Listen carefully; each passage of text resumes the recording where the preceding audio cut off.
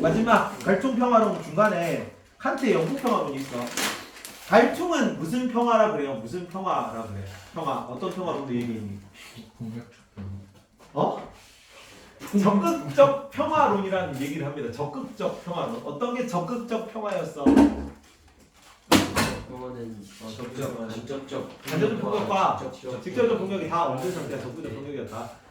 그리고 적극적 평화라는 게 소극적 폭력, 아니 소극적 평화를 포함하는 개념이에요. 소극적 평화가 적극적 평화 안에 들어간 포함되는 개념이에요. 포함되는 개념. 이게 요 안에 그 뭐라 그러냐 포함 관계가 여기 안에 내포되는 개념이라고. 그것까지 기억하십시오. 칸트는 무슨 평화를 갈퉁은 적극적 평화라는 얘기를 하고 칸트는 무슨 평화라는 얘기를 하면 영구 평화라는 얘기를 해요. 영구 평화론입니다. 그래서 칸트의 영구 평화론 이렇게 얘기를 해요. 옆에 이제 207페이지 보면 207페이지예요. 이상주의라고 돼 있죠. 국제 정치를 바라볼 때 두 가지 관점이 있어요. 첫 번째가 현실주의 관점이에요. 현실주의. 두 번째가 이상주의. 이거 내가 얘기 안 했니? 했니? 얘기 안 했지? 처음 하지? 예. 지금 들으세요. 이상주의. 현실주의 관점에서는 국제사회에 행위 주체가 뭐밖에 없다고 보냐면 국가만 행위 주체입니다. 국가만이 행위 주체다. 그러면 국가만 행위 주체라는 거는 뭐는 행위 주체가 아니라는 얘기냐면 국제법이라든가 국제기구라든가 그다음에 국가를 제외한 모든 어떤 비정부 기구 뭐 이런 거 활동하는 단체들이잖아. 걔네는 전부 행위 주체가 아니라고. 있더라도 허울뿐이고 유명무실한 존재로 보는 거예요. 괜찮니? 여기서는 국제법이나 혹은 국제기구, 비정부 기구 이건 빈칸지를 따로 안 만들었거든. 내용이 그렇게 많이 없어가지고 혹시나 좀 쓸 내용이 있으면 빈칸지를 다음에 만들어 보겠습니다. 개념만 알아도 내용이 어렵지 않아. 그래서 그냥 설명합니다. 그냥 설명은 퉁칩니다. 얘네는 뭐를 통해서 평화를 이룰 수 있다고 보냐면 뭐를 통해서 힘의 균형을 통해서 평화를 이루어야 됩니다. 자, 칸트는 이쪽에 있어요. 이상주의 대표적인 이상주의자거든. 그래서 칸트는 상비군 없애라 그래. 군대 없애라 그래. 근데 모겐소 같은 경우가 현실주의거든요. 근데 모겐소 같은 경우는 남의 국방이 남이 군사력 증가 안 하는데 내가 군사력 증가 안 하잖아. 그럼 어떻게 되냐면 오히려 침략을 유발할 수 있다고 봐요. 뭔 말인지 알겠니? 남이 군사력이 딱 커지는데 내가 군사력이 약해. 안 키우고 가만히 있으면은 힘의 균형 상태가 깨지는 거지. 힘의 불균형 상태 때는 뭐가 유발되기 쉬워? 전쟁이 유발되기 쉽습니다. 그래서 힘의 균형을 통해서 여기 A 국가가 힘이 세지면 B, C의 국가가 동맹을 맺어야 돼. 그래서 힘의 균형을 맞춰줘야 평화가 이룩될 수 있어요. 현실적이죠. 그래서 현실주의입니다. 괜찮니? 근데 여기서는 반대로 이런 거 가지고 인간 이성, 협력, 타협 같은 국제법, 국제기구, 비정부 기구 등의 활동을 통해서도 말로 대화를 해가지고 평화를 이룰 수 있는 합리적인 존재죠, 인간이. 여기는 아까 얘기했던 모겐소 같은 학자들이 있고 여기는 칸트 같은 학자가 대표적입니다. 어렵지 않죠? 여기 다예요. 이게 완전히 한쪽만 옳다고 그러기도 좀 애매하고 양쪽 면이 어느 정도 존재하잖아, 둘 다. 그냥 두 개가 조화를 이루면 지금 오늘날 세상이 이게 진행되고 있는 중인 거예요. 괜찮죠? 근데 요거만 알면 칸트는 이쪽 입장이다. 가끔씩 현실주의 입장이 나오는데 국가는 자신의 국익만을 추구하는 이기적인 존재다 뭐 이런 표현도 나오거든. 혹은 세상은 이제 힘의 균형 혹은 강대국의 힘의 논리에 따라 국제 정세가 흘러간다. 이런 표현이 나오면 현실주의다 정도만 알면 돼요. 괜찮지? 예. 그리고 칸트가 여기 나온 이상주의 대표적인 학자 정도다. 그래서 이상주의입니다. 207페이지 1번 이상주의 중에서 영구 평화가 가능하다는 입장이야. 영구 평화론이죠. 그래서 영구 평화가 가능해. 영구 평화는 모든 전쟁 가능성이 전 세계적으로 소멸된 상태를 뜻합니다. 영구 평화. 207. 그리고 평화라는 거는 도덕적 입법의 최고 자리에 위치한 이성이 명령하는 보편적 의무. 이게 뭐였니? 칸트 입장에서 정업 명령 뭐에 대비되는 개념이었어. 칸트는 맨날 나와요. 앞에도 여러 번 나왔죠. 생존 공무원 중 하나예요. 롤스, 칸트, 싱어 이런 사람들 자주 나오잖아. 칸트가 가업 명령 대비되는 개념으로 정업 명령을 얘기했었지. 무슨 차이입니까? 가업 명령이랑 정업 명령이? 조건 명령과 무조건 명령이야. 그래서 아무 조건 달지 말고 그냥 지켜야 되는 거라고. 평화가 그래요. 평화가 칸트 입장에서는 평화가 보편적 의무이기 때문에 당연히 무조건 따라야 되는 거야. 그래서 받는 것이 아니라 그냥 주어지는 것이 아니다. 성취해야 대상으로 노력해야 되는 개념입니다. 그러니까 무조건적 의무로 우리가 평화를 달성하기 위해 노력해야 돼요. 정업 명령입니다. 그리고 이거를 위해서 폭력 전쟁을 극복하기 위해서 왜냐하면 평화가 정업 명령이니까 평화가 보편적 의무니까 반드시 해야 되는데 그걸 위해서 뭘 만들 필요가 있냐면 각 국가가 보편적 우호 관계에 따라 국제법에 적용을 받는 이번 평화연맹 평화연맹을 구성해야 된다고 얘기를 해요. 평화연맹. 이 평화연맹이 오늘날에 뭘로 계승이 된 거냐면 유엔으로 계승이 된 거예요. 국제연맹이야. 그러니까 국제연합이죠. 국제연합. 자, 2차 세계대전 밑에 이게 그 별표 해가지고 나오죠. 2차 세계대전 이후 WWE가 뭐야? WW 로마자 이가 뭡니까? 월드 워 2입니다. 세계 2차 대전. 세계 2차 이건 아니죠? 세계 2차 대전 이후에 왜 이게 뭐 놀라워? 세계 2차 대전 이후에 유엔으로 계승된 겁니다. 이 개념이 칸트의 그 평화 연맹 개념이 국제 연합이 된 거라고. 근데 국제 연합은 몇 년도에 만들어진 거야? 1941년. 그 2차 세계대전이 끝나야 돼. 45년에 만들어지는데 세계사태 41년이에요. 대서양 헌장이 1941년이고 대서양 헌장의 원칙에 따라 만들어진 거예요. 그리고 대서양 헌장이 1941년은 맞아요. 그리고 칸트는 언제 태어나면 1724년에 태어나서 몇 년도 차이가 나? 200년 차이가 나죠. 200년도 전에 그 유엔을 처음 구상해가지고 언급한 사람이라고 아주 유명한 사람인 거죠. 이게 실제로 유엔 만들 때 그 앞에 LN 있죠. 국제연맹. 유엔 1차 세계대전 끝나고 국제연맹, 2차 세계대전 끝나고 국제연합인데 국제연맹 혹은 국제연합 결성 시에 칸트의 이 영국 평화론이 영향을 미쳤대요. 일단 학자들이 연구하면서 이런 거 하면서 그 사상적 모델이 된 거지. 칸트. 근데 이 유엔과의 차이점은 뭐냐면 여기 나오는 평화연맹은 유엔은 거의 대부분의 국가가 들어가 있긴 해요. 195개국인가 그래. 근데 전 세계 한 200개 넘는 국가들이 있거든요. 스위스가 영구 중립국이기 때문에 유엔에 가입이 안 돼 있어요. 뭐 그런 애들 몇 명 예외적인 거를 허용이 되는데 오늘날에는 여기 나오는 평화연맹은 전 세계적으로 모든 국가가 다 가입하는 개념입니다. 그리고 모든 국가가 가입하고 국제법을 만들 입법권도 보유해요. 그 지금 국제법 적용되는 개념은 국제법은 관습법의 기관이에요. 관습법. 그 해양 영유권 주장하는 거 있잖아. 예전에 우리가 여기 오래전부터 여기를 납치를 하고 있었으니까 우리 땅이다 뭐 이런 느낌이거든. 그리고 국제법적으로 이런 거 포로는 학살을 하면 안 돼. 포로는 인도적으로 대우해야 돼. 그 관습적으로 내려온 거를 명문화한 거야. 그래서 입법권은 없어요. 위에는. 근데 이 평화연맹에서는 국제적으로 적용될 수 있는 강제력을 가진 법도 만들 수 있는 입법권이 있어. 권한이 있어. 괜찮지? 그 정도 차이인데 거의 비슷하다고 보면 돼요. 그리고 영국 평화를 위한 준비 사항인 6가지 예비 조항이고요. 예비 조항. 3번의 예비 조항. 준비 내용이죠. 이 조건이 갖추어져야 평화로울 수 있어라는 거고 영국 평화 달성을 위한 3가지 확정 조항. 4번에는 확정 조항이라고 쓰십시오. 6가지 예비 조항과 3가지 확정 조항이 이루어지면 영국 평화가 달성되는 거예요. 그래서 이 6가지 나와있죠. 6가지 예비 조항. 1, 2, 3, 4, 5, 6. 요거는 좀 덜 중요하다. 사실은 시험에 엄청 자주 나오진 않는데 주로 오답선지로 나와요. 오답선지로 틀린 걸로. 정답선지는 확정 조항이 들어가는 경우가 많아요. 자, 1번 첫 번째 5번 보면 평화조약으로 쓰시오. 평화조약. 5번에 평화조약. 첫 번째는 평화조약에 대한 내용인데 미래 전쟁의 화근이 될 수 있는 내용을 암암리에 6번 유보 미룬다는 얘기지. 6번에 유보라고 쓰십시오. 유보 미뤄둔 채 유보한 채 맺은 어떠한 평화조약도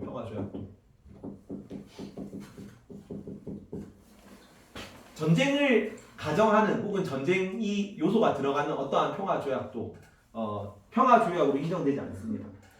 그래서 화근이 될 수 있는 내용을 암암리에 유보한 채 미뤄둔 채 평화조약을 맺으면 그건 평화조약이 아니야라는 거죠. 모든 전쟁을 종결시키는 그런 평화조약이어야 돼. 그래서 예를 들어서 뭘 들어간 6.25 전쟁의 휴전조약 들어갔지. 6.25 전쟁은 휴전조약이잖아. 휴전 조약은 언제든지 전쟁을 할 수 있다는 거죠. 종전 조약이 아니잖아.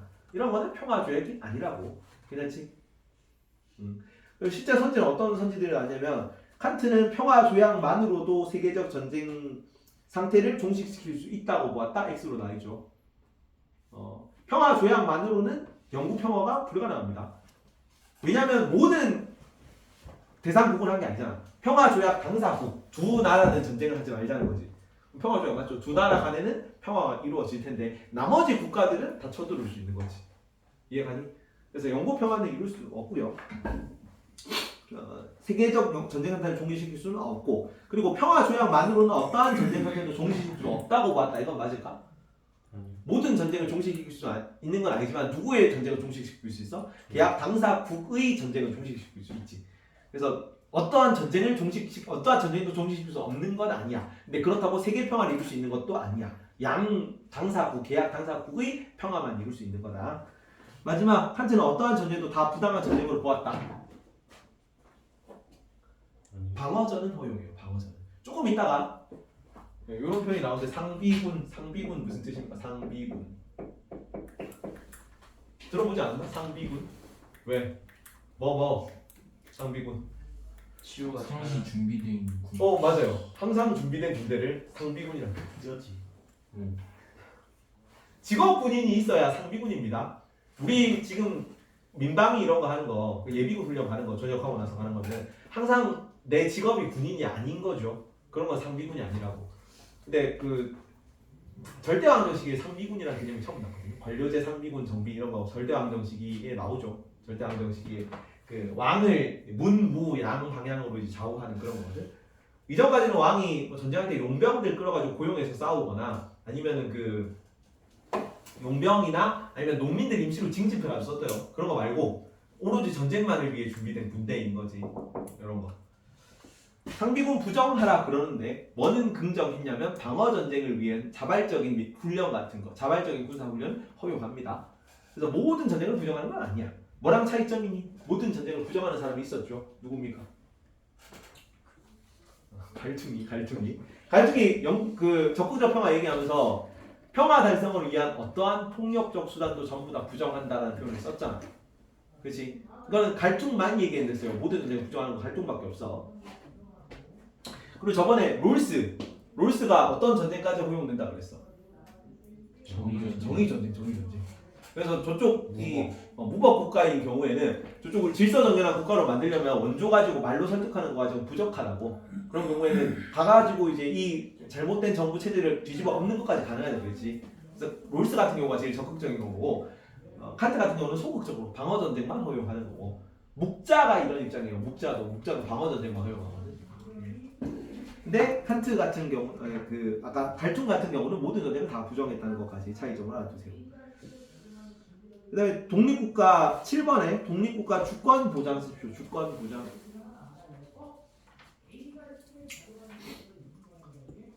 어떠한 독립국가도 상속, 교환, 매매, 증여에 의해 다른 국가 소유로 전락하지 않는다는 개념입니다. 주권을 보장해준다. 그러니까 이 뭐가 나오냐면 8번 먼저 적어라. 국가는 칸트 입장에서 국가는 어떤 개념이냐면 인격체랑 유사한 개념으로 봐요. 인격체. 주연아, 그 칸트 정언변경 2개 나오잖아. 무슨 정식하고 무슨 정식. 인격주의 정식하고 보편주의 정식하고. 인격주의 정식이 뭐였니? 상훈아, 인격주의 정식. 목적으로 대우하지 말라. 목적으로 대우하라죠. 단지 수단으로만 대우하지 말고 동시에 목적으로 대우하라. 이게 인격주의 정식이었잖아. 그죠? 인격을 존중하라는 게 칸트를 사람을 목적으로 대하는 게 칸트 입장인데 목적으로 대우하지 말라 하면 안 되지. 그지? 근데 국가를 인격체로 유사하게 본다는 거는 국가를 뭘로 대하는 얘기예요? 그럼? 국가를 인격체와 유사한 개념으로 본다고 칸트가. 그치? 국가도 목적으로 대화해야 돼. 수단으로 삼으면 안 됩니다. 근데 위에 보면 아까 매매, 증여 혹은 상속, 교환의 대상으로 삼는 거는 국가를 뭘로 대하는 거야? 수단으로 삼는 거죠. 국가 가지고 뭐 증여, 누구한테 주거나 매매하거나 상속하거나 이런 식으로 대해져서는 안 되죠. 다루어져서는 안 되죠. 주권 국가, 개인의 인격권을 존중하는 것처럼 국가의 주권을 존중해줘야 된다. 괜찮지? 그래서 개별 국가의 7번 주권은 반드시 보장돼야 되는데 왜 그러냐면 국가가 인격체와 유사한 개념이기 때문에 그래요. 밑에는 칸트가 한 얘기입니다. 국가들은 서로를 하나의 인격체로 대하고 무력과 기만을 근절한다 이렇게 돼 있죠. 그래서 칸트에게 인간은 목적이고 따라서 국가도 인격체라면 국가는 언제나 목적으로 대우해야 된다라고 보는 겁니다. 그리고 9번에 뭐 하지 말라고 하냐면 상비군 없애라고 해요. 상비군 항상 준비된 군대죠. 직업군인 없애라고 해. 왜냐하면 9번 상비군은 조만간 완전히 폐지돼야 되고 9번 상비군이 군비 경쟁을 유발해서 평화를 위협하기 때문입니다. 나라를 지키는 군대거든요, 사실. 군대라는 거는 나라를 지키는데 이쪽에서 군대를 맡기려나 그럼 상대편이 무슨 생각을 해? 얘네가 나를 지키려고 하는지 우리나라를 침략하려고 하는지 잘 모르지. 그래서 혹시나 침입받을 거에 대비해서 우리나라도 위협을 느껴가지고 군대를 늘릴 수 있잖아. 군대를 늘리면 여기서 위협을 느껴가지고 계속 군대를 늘린단 말이야. 그래서 안보 불안이 막 터지면서 빵 폭발하는 거지. 저쪽에서 쳐들어올 것 같으니까 쳐들어오기 전에 우리가 먼저 선빵 치자. 이러면 전쟁이 발생하는 거니까. 그래서 모든 군대를 다 없애게 되면은 그런 불안이 애초에 생기질 않겠죠. 상비군 없어져야 되고 10번 국채 발행 금지입니다. 국채 발행. 국가와 분쟁과 관련하여 어떠한 국채도 발행되어서는 안 된다. 국채가 뭐가 국채입니까? 상비군은 항상 준비된 군대고 국채는 국가가 만드는 채권. 국가 뭐? 국가가 발행한 채권. 오 맞아요. 국가가 발행하는 채권을 국채라고 해요. 국가가 돈이 지금 급전이 필요해가지고 나중에 갚아줄게 하면서 빈문서를 막 날리는 거예요. 보통은 이유를 되게 세게 매깁니다. 내한테 지금 100만 원 빌려주면은 이 채권 만료 기간이 되면 너한테 150만 원으로 돌려줄게. 1.5배 뻥튀기잖아. 그러면 적극적으로 사람들이 채권을 매입한단 말이야. 근데 왜 이렇게 이유를 세게 매기냐면 급전이 필요해가지고 이거보다 이유를 더 크게 뭐 목숨이 달려있거나 뭐 나라의 중대 위급해가지고 꼭 돈이 필요한 경우에 돈을 많이 매겨요. 근데 전쟁 시에 이렇게 하면 어떻게 해야 되냐면 그리스 독립 사례를 들어놨거든. 그리스 독립. 그리스가 오스만 투르크 식민지였습니다. 터키 식민지였는데 그리스가 터키한테 독립하려고 독립운동을 벌이면서 채권을 엄청 많이 팔았어요. 근데 독립하려고 했는데 오스만 투르크가 그때 당시에 힘이 되게 셌단 말이야. 오스만 투르크가 그리스 독립운동을 탄압해가지고 거의 실패할 뻔했어. 거의 실패할 뻔. 근데 왜 이겼냐면 그리스가 내가 지금은 돈이 없는데 전쟁하려고 돈이 많이 필요해. 근데 만약에 내가 독립을 해가지고 우리 그리스 국민들로부터 세금을 걷게 되면은 뻥튀기 해가지고 훨씬 더 비싸게 갚아줄게! 졸지 말고 졸리 일어나세요. 졸리 일어서. 그래서 이 비싸게 채권을 판 다음에 나중에 독립하면 세금 걷어서 비싸게 돌려줄게 라고 한 건데 그리스가 독립을 못하게 되면 어떻게 돼? 이 자본가들, 영국, 프랑스 자본가들이 샀던 채권이 휴지 조각이 돼. 이해가지? 그래서 프랑스, 영국 자본가들이 막 정보 이렇게 막 입김 넣어가지고 프랑스랑 영국이 전쟁 참가한 다음에 오스만 투르크 물리치고 그리스 독립시킨 겁니다. 이해가? 예. 그러니까 채권이 관련되면 이해관계가 관련되게 되면은 채권과 구입해갈 수 있. 그만 졸고 졸리면 일어나세요. 그래서 채권 같은 게 개입되게 되면은 전쟁에 개입할 동기가 올라가서 전쟁이 더 지속될 수 있겠죠. 전쟁 확률이 높아지겠죠. 그래서 상비군도 없애야 되고 국채도 발행하면 안 돼. 그리고 타국의 통치에도 개입하면 안 됩니다. 5번 통치 개입 X. 통치 개입 X. 11번 어떠한 국가도 타국의 체제나 통치에 폭력으로 간섭해서는 안 된다. 폭력으로 간섭하면 당연히 주권이 침해되겠죠. 근데 국가는 인격체로 대우해야 되니까, 목적으로 대우해야 되니까 뭐 통치에 간섭해서 주권을 침해하면 안 되겠죠. 그래서 통치 개입 X. 12번 적대행위 X. 적대행위. 이거는 그냥 적대행위가 아니라 장래 평화 시기에 상호 신뢰를 불가능할 것이 틀림없는 적대행위야. 어떤 적대행위냐면 암살자, 독살자 고용, 항복 조약하기, 적국에서 반역 선동 같은 건데 싸우더라도 선은 지키면서 싸우라는 얘기입니다. 너무 선을 시게 넣으면 어떡해. 여기다가 뭐 적국에서 반역 선동하거나 독살, 암살 이런 걸로 이제 통치자 암살하고 이러면은 혹시나 나중에 종전 협상을 해가지고 평화 상태가 도래하더라도 얘네 둘끼리는 계속 사이가 안 좋을 거란 말이야. 그러면 언제 평화 상태가 깨질지 모르는 상태가 된다. 그래서 전쟁을 하더라도 넘어야 되지 말아야 할 선을 지키면서 싸워라 뭐 이런 얘기입니다. 다음 페이지.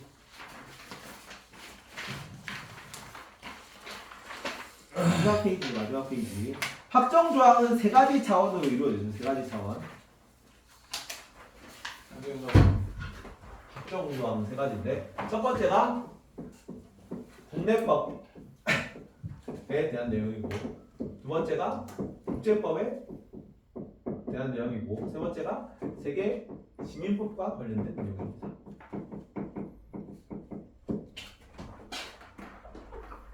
자, 국내법은 어디에 적용되는 법이냐면 국가 내부에 적용되는 법이야.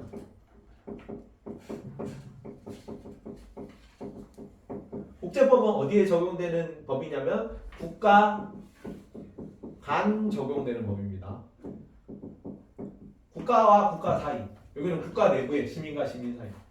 여기는 세계 시민 간 적용되는 거예요.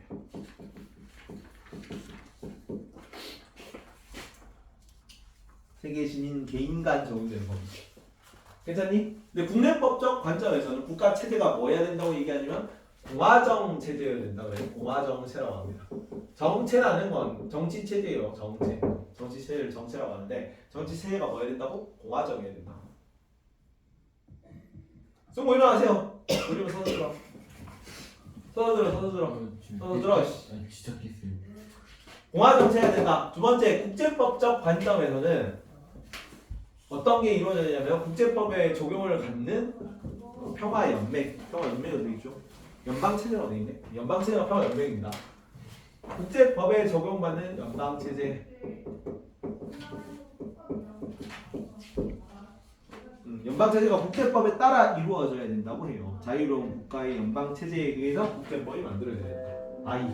세계시민법 이거지만 적다. 한대권에 I.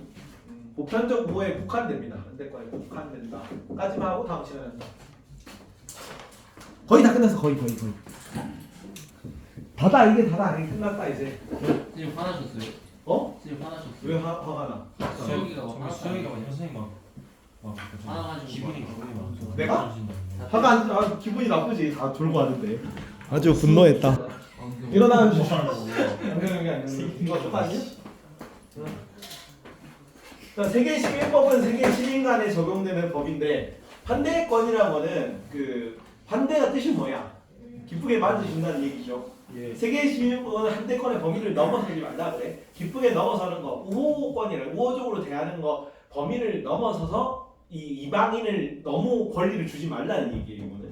이거는 왜 그러냐면은 이건 당연한 얘기죠. 국내법은 공화 정체가 돼야 되고, 이거는 연방체제가 돼야 되고, 이거는 왜 한대권에 국한되어야 되냐면 이방인들이 우리나라에 체류하러 온 이방인들의 권한을 너무 과도하게 주게 되면, 그러니까 잠깐 놀러 왔는데 이 사람을 국내 체류권 뭐 이런 거에 다 주게 되면 개별 국가 인권이 침해될 수 있다고. 지금 다 뭐 얘기하면 국제 그 평화 연맹 얘기하고 있는 거예요. 세계 평화를 위해서 다른 나라 사람들이 이쪽에 쳐들어왔을 때 왔을 때 이 사람의 권리를 보호해 주는 것보다 뭐가 중요하다고? 한 국가의 주권을 보호하는 게 더 중요하다고. 근데 온 사람들의 권리를 너무 보장해 주다 보면은 개별 국가의 권리가 침해될 수 있다고 보는 거야. 그래서 한대권의 범위를 넘어서지 말라 그래. 이해가니? 심지어 이 한대권도 누구한테만 적용되는 거냐면 적대 행위를 하지 않는 이방인에 하는 겁니다. 괜찮죠? 이때는 1700년대가 어떤 시기냐면 절대항쟁시기예요. 절대항쟁시기. 그래서 타국과의 싸움을 막 엄청 빈번한 시기라 가지고 다른 나라에 오는 외국인 이방인들이 되게 좀 경계하는 그런 시각이 좀 들어가 있는 거지. 괜찮니? 이거는 왜 공화 정체가 된다 그러면 공화정 반대말이 뭐예요? 시우. 공화정 반대말이 뭐야? 대통령 있는 거. 아니 대통령이 아니라 군주정 반대말이야. 군주정. 대통령제도 공화정이면 대통령제도 왕이 없으면 공화정이 왕이 없으면 군주정 반대말이고 공화정이네. 둘이 무슨 차이냐면 여기는 대표가 대통령제랑 군주정이랑 차이 뭐야? 왕이 있고 근데 왕이랑 대통령이랑 뭐가 달라요? 왕은 누가 임명해줘요? 교황. 아니지. 핏줄이. 왕은 혈통에 의해서 임명된단 말이야. 내 정당성이 국민의 권리 위탁에 의해서 생기지 않아요. 내 정당성이. 나는 그냥 날 때부터 내가 왕이라서 내가 통치의 정당성이 나한테 있는 겁니다. 그렇죠. 대통령 누가 뽑아줘요?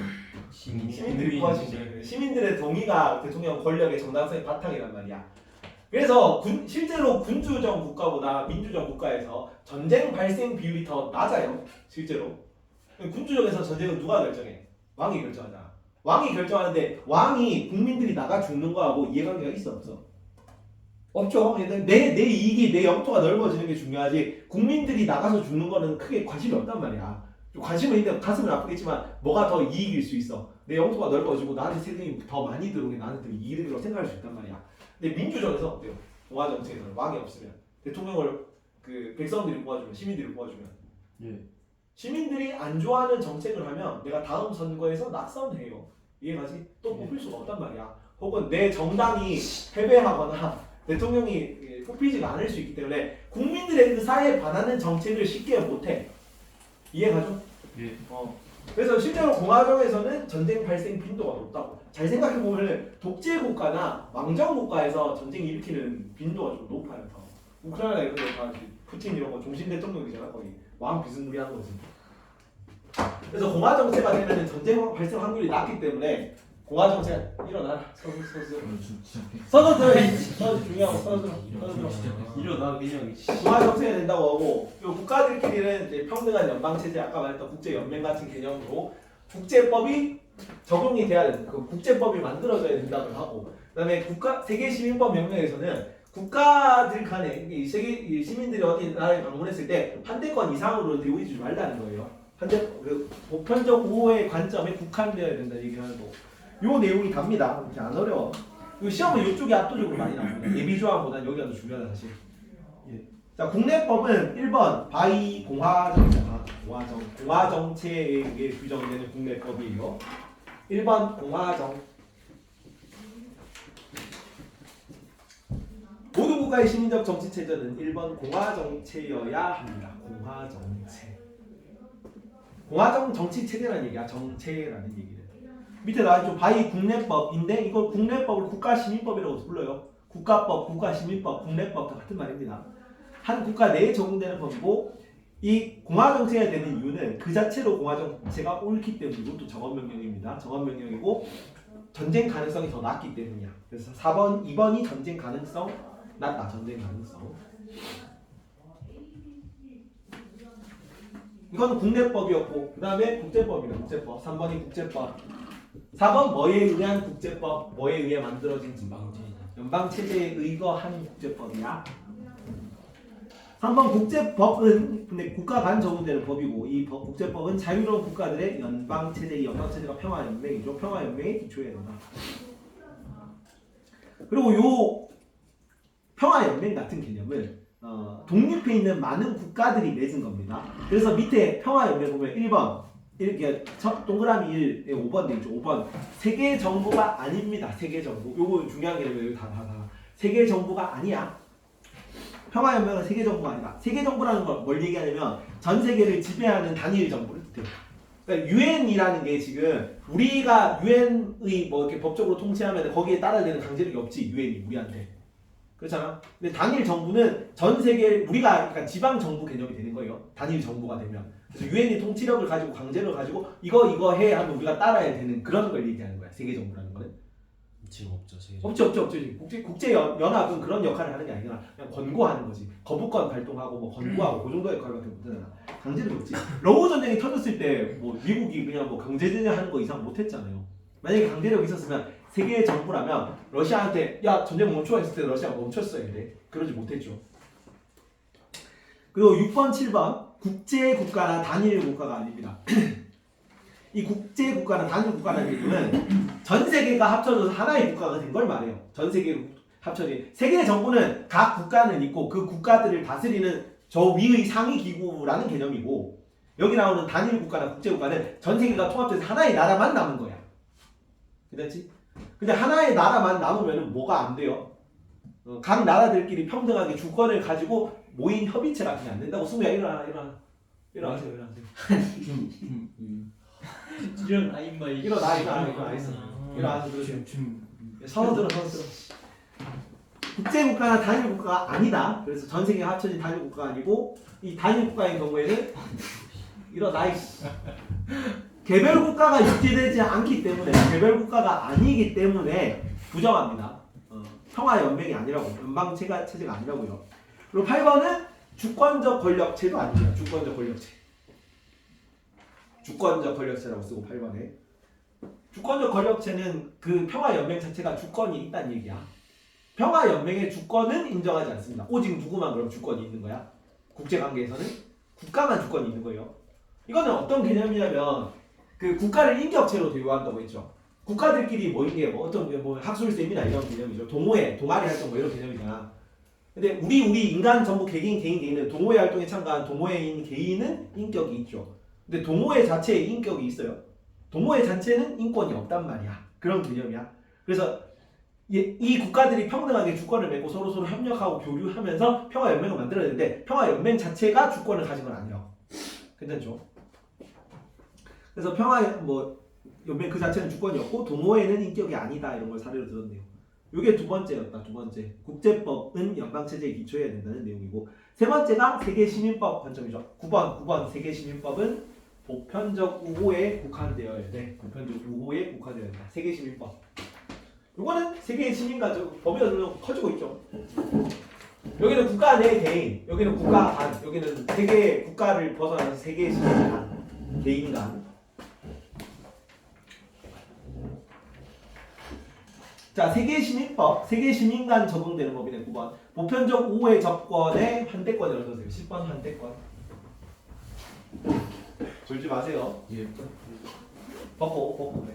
보편적 우호의 관점에 국한되어야 된다. 자, 왜냐하면 타국에 방문한 외국인의 권리를 폭넓게 보장하면 해당 국가의 주권을 침해할 가능성이 있기 때문에. 그래서 밑에 이렇게 써놨습니다. 누구도 외국의 땅에 침탈할 권리가 없으므로 외국인이 영속적인 방문자의 권리를 주장할 수 없다. 그래서 우호의 권리, 다시 말해 외국 이주민들이 권하는 원주민들과의 교제를 시도해 볼 수 있는 가능성의 조건들 이상으로 확장되지는 못한다. 딱 환대권까지만 인정해 준다는 얘기입니다. 그리고 10번 환대권 10번이 환대권이고 환대권은 뭐랑 비슷한 개념이냐면 인권하고 비슷한 개념이야. 인권 존중하고 비슷한 맥락으로 쓰입니다. 환대권이라는 게. 어떤 이방인이 다른 나라에서 평화적으로 행동하는 한 적대적으로 대우받지 않을 권리야. 평화적으로 한 것. 그래서 11번 조건부 권리입니다. 조건부 권리. 우리나라에 방문하는 모든 이방인들에게 환대권을 적용해야 돼, 안 해야 돼? 모든 이방인들은 환대받을 권리가 있습니까? 아니야. 어떤 이방인들만? 평화적으로 행동하는 이방인들만 환대권을 대상으로 인정이 돼요. 12번 박애주의에 의한 것이 아니야. 박애주의. 박애주의가 어떻게 박애주의입니까? 무슨 뜻이야? 박애주의. 자유평등 박애의 정신이죠. 프랑스 혁명 정신이. 박애는 넓을 박자를 써요. 넓게 두루두루 사랑하는 겁니다. 불교적 의미로 하면 자비고 묵가적 의미로 하면 겸애야. 아가페적 사랑입니다. 아가페적 사랑. 그냥 만인을 모두 두루두루 사랑하는 게 그게 박애의 정신이다. 근데 외국인들을 환대하는 거는 내가 모든 인류를 전 인류를 사랑해서 하는 게 아니라 의무예요. 이것도 의무의라는 것이다. 의무의라는 것. 한번 의무의라는 것. 박애주의면은 안 해도 되는 거잖아. 의무는 아니니까. 의무니까 반드시 무조건적으로 해야 돼. 그리고 이 반대권이라고 하는 거주권이나 시민권을 주는 개념이 아닙니다. 거주권, 시민권이 아니고 일시적 방문권, 체류권의 의미야. 14번의 체류권. 단지 그 자리에서 머물 수 있는 거. 비자 발급 같은 개념이에요. 비자 발급. 자, 밑에 보면 이 세 가지 확정 조항을 표현한 선지인데 모든 법적 체제는 그 안에 있는 인격들과 관련해 볼 때 한민족 안에서 인간들의 국가 시민법에 의한 체제, 국가법이죠. 국내법, 국가법 혹은 국가 시민법이라고도 하는 거. 상호관계에 있는 국가들의 국제법에 의한 체제. 여기 국제법적 관점이고 인간과 국가들이 상호 영향을 미치는 외적 관계에 있으면서 하나의 부분적인 인류 국가의 시민으로 보일 수는 한해서 세계 시민법에 의한 체제. 이렇게 세 가지 차원에서 구성이 된다. 정도만 알면 됩니다. 뒤에 211페이지 칸트의 평화론 선지를 시간이 없어서 많이 못 봤는데 첫 번째 칸트는 국가가 모든 외국인에 대해 호의적으로 대할 필요는 없다고 본다. 맞아 틀려? 맞아요. 맞아요. 어떤 외국인들에 대해서만 환대해줘야 돼. 평화적으로 행동하는 외국인들에 대해서만 강제해 줘야 돼. 칸트는 영국 평화를 위해 3기본의 폐지 후 세계정부의 수립을 강조했습니까? 예. 아니 니요? 뭐가 아니야. 세계정부. 세계정부가 아니랬습니다. 세계정부. 칸트의 한대권은 박애주의에 기초한 일시적 체류에 걸릴 뿐 거주권을 의미하는 것은 아니다. X 왜 X? 뭐 X요? 박애주의가 아니랬다. 의무에 의한 거죠. 박애주의가 아니라 의무에 의한 거니까 아니다. 이런 식으로 나와서 칸트가 좀 여기는 어렵게 나오는 파트입니다. 칸트의 평화를 가지는. 괜찮지? 더 화장실 갔다